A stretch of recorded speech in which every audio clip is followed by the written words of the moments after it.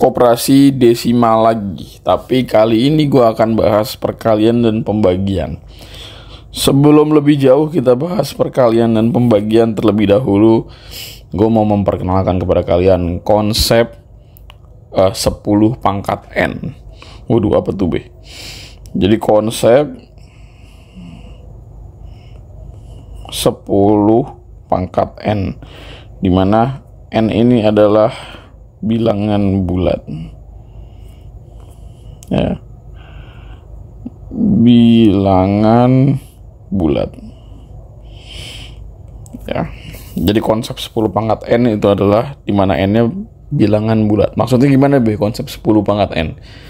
Jadi ketika ada angka 10 aja, ya, 10 aja itu berarti berasal dari 10 pangkat 1. Atau sebaliknya, 10 pangkat 1 itu menghasilkan ya 10.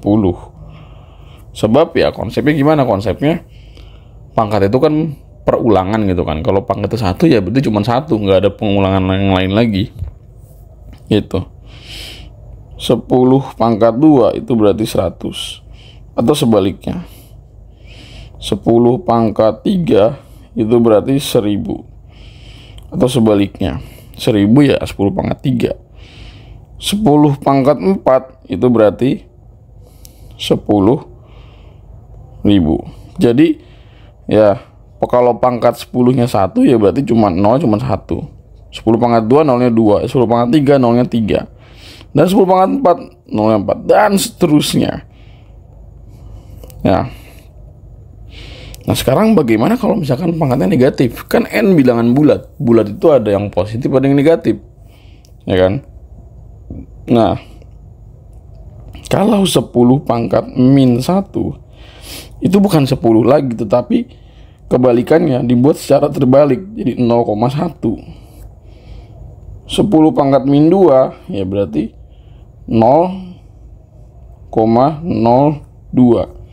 10 pangkat min 3 itu berarti 0,0 ya 0,3. 1 sorry ini 1 ini 1 oh 3.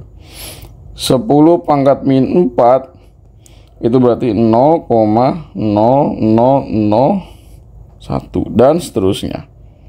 Nah jadi pada pangkat positif ya besarnya pangkat menunjukkan banyaknya 0 di belakang 1. Nah kalau pada pangkat negatif ya, pangkat negatif itu menunjukkan banyaknya angka di belakang koma. Ya jadi semakin kecil pangkatnya ya maka angka di belakang koma itu makin banyak. Ya contoh lah ini 10 pangkat min 4 ya kan, itu menunjukkan bahwa ada 4 angka di belakang koma. Kayak gitu dulu. Nah sekarang bagaimana jika kita mau membuat perkalian dan pembagian desimal? Ya, perkalian misalnya berapa hasil dari 6,4 dikali dengan 1,2. Nah cara menghitungnya ini masih sederhana sih, angkanya masih pendek. Nah, cara menghitungnya adalah lihat banyaknya angka di belakang koma ada berapa. Ini ada 1, ya ini ada 1 angka di belakang koma, ada 1 angka di belakang koma, ada 1 angka di belakang koma. Oh, berarti total angka di belakang koma itu ada 2. Ya, dari masing-masing bilangan. Ya, jadi ada 2 angka di belakang koma. Nah, simpan baik-baik di memori kita. Nah, sekarang selesaikan dulu bagaimana ya 64 dikali dengan 12 ya, gunakan perkalian secara bersusun ya kan. 4 kali 2 8, 2 kali 6 12, 1 kali 4 itu 4, 1 kali 6 6. Kita jumlah ini 8, 2 tambah 4 itu 6, 1 tambah 6 7. Nah tadi kan kita punya ya 2 angka di belakang koma yang sudah kita simpan ya, 2 angka di belakang koma disimpan. Nah, ada dua angka di belakang koma yang kita simpan. Ya udah, karena hasil kali 64 dengan 12 adalah 768. Nah, berarti kita harus memberikan dua angka di belakang koma. Jadi gimana caranya 768 itu jadi bilangan desimal dengan dua angka di belakang koma? Ya udah, berarti komanya taruh sini. Jadilah hasilnya 7,68. As simple as that pokoknya. Loh, konsep kayak gitu muncul dari mana, Be? Apakah tiba-tiba? Ya enggak. Nah, itu dari yang tadi gua ajarkan, pakai konsep 10 pangkat n. Nah, 6,4 dikali dengan 1,2 itu berarti 6,4 itu 64 dikali dengan 10 pangkat min 1. Kan ada satu angka di belakang koma. 12 ya berarti dikali dengan 10 pangkat min 1 juga. Nah, ya udah, 64 dikali 12 kali 10 pangkat min 1 kali 10 pangkat min 1. Nah, 64 kali 12 tadi 768. Nah, ini kan 10 pangkat min 1 kali 10 pangkat min 1, jadinya 10 pangkat min 2. Ingat pada eksponen ya kan, kalau dikali pangkat ditambah, min 1 tambah min 1 ya min 2. Ya udah, 10 pangkat min 2 ya berarti harus ada dua angka di belakang koma.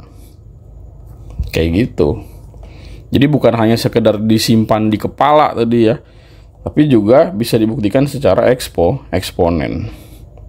Nah, begitu juga pada digit yang lain atau bilangan desimal yang lain, misalkan 12,123 dikali dengan 0,2 misalkan. Nah, kan kalau kita total ada 4 angka di belakang koma. Ya udah, kita hanya perlu mengalihkan ya 12.123 dikali dengan 2. Ya udah, ini dikali dengan 10 pangkat berapa nih?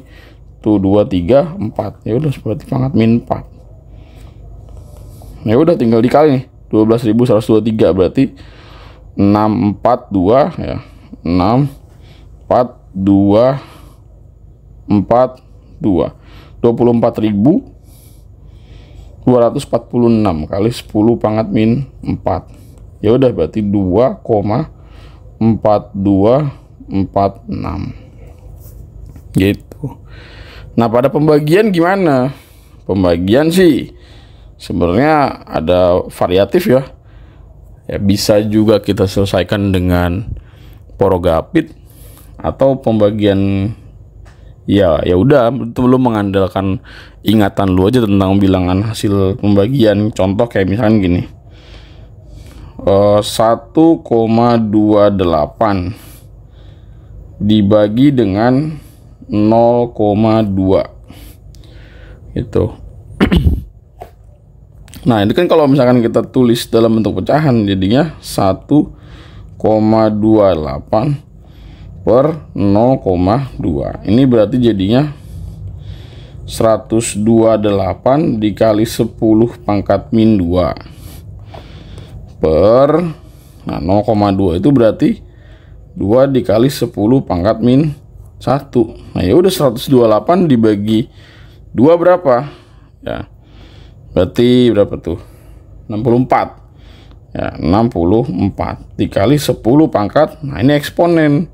Ya kan, kalau sama pangkat dikurang, kalau dibagi berarti min 2 dikurang min 1.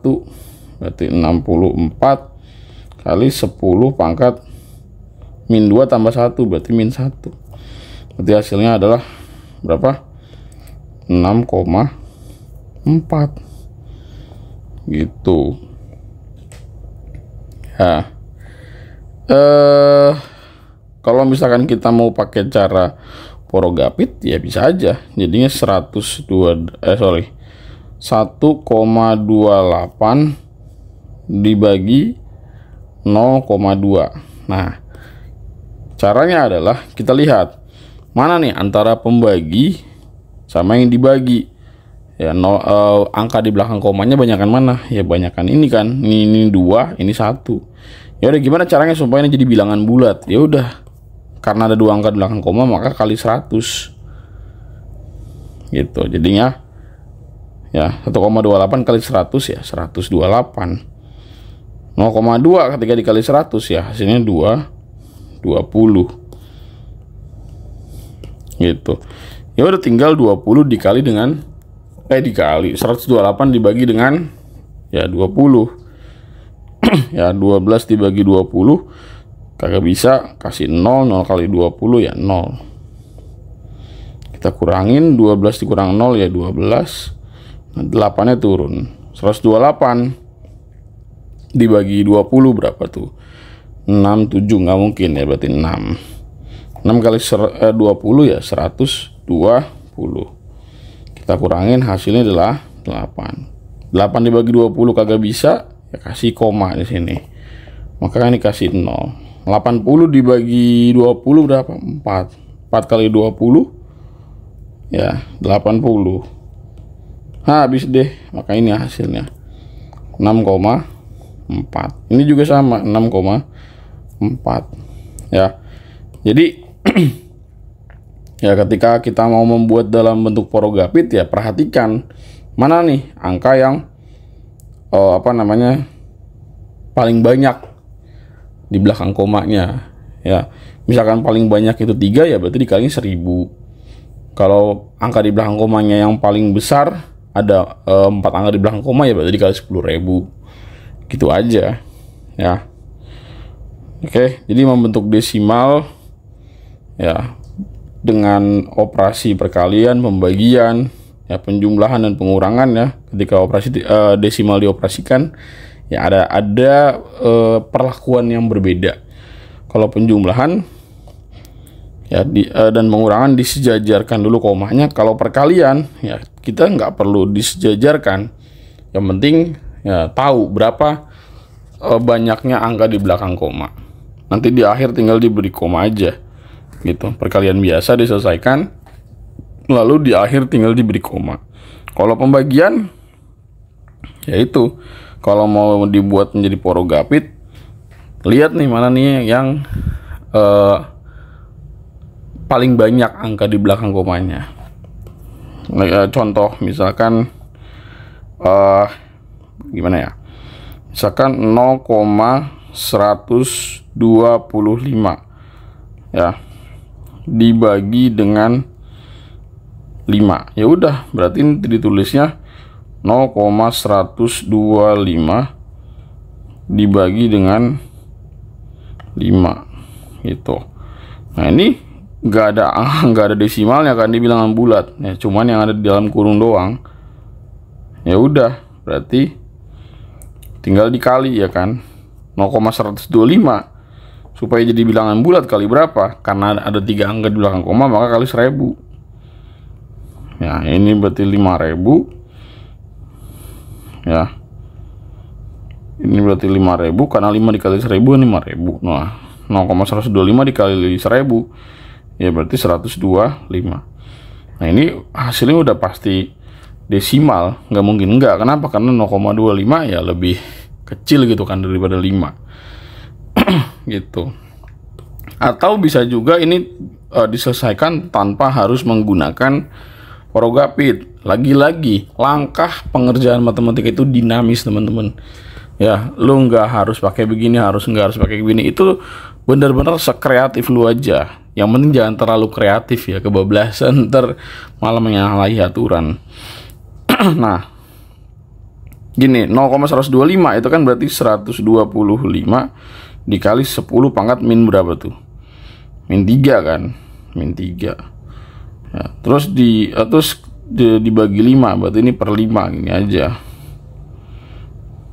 Per 5. Nah, ya udah, selesaikan 125 dibagi 5 berapa? Ya 25. 25 kali 10 pangkat min 3 jadinya. Ya udah, buat gimana caranya 25 jadi desimal dengan bilangan 3 angka di belakang koma. Itu berarti 0,025 gitu. Dinamis banget lah pokoknya caranya ya. Oke, semoga bisa dipahami.